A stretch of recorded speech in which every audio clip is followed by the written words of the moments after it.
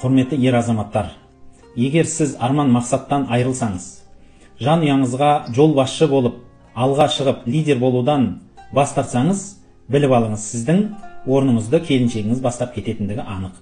Көп жанұяларда бірінші орында үйде мамамыз сөйлейтіні, тойдың барлығын солар басқаратыны, барлық нәрседе барды, бар жоқ деп жауап айтатыны содан. Өйткені ол кісілердің күтеді бір-екі рет, күткеннен кейін еш нәрсе болмағаннан кейін алға амал жоқтан сүйрейді. Мен бұны әуелден айтып келем. Үйде кейбір еркектер тек қана аксессуар, әйтеуір бар зат болып өмір сүреді. Бар, әйтеуір біреу мысық па, күшік па, сол сияқты әйтеуір бар үйде. Сондықтан соны жоқтан бар қылып отқан қазақтың қыздарына Алла разы болсын. Бірақ ер жігіттерге айтатыным, құрметті бар болғырлар, өздеріңізді жинап, қолға алып, еркек болсаңыздаршы, алға жылжу керек, мақсат қою керек, сөзіңізде тұрақ, ісіңізде іс болатындай болу керек, еркекте бір мінез болу керек, еркекте бір өзінің арманы, алға қойған қыңырлығы болу керек, өзіне жараса.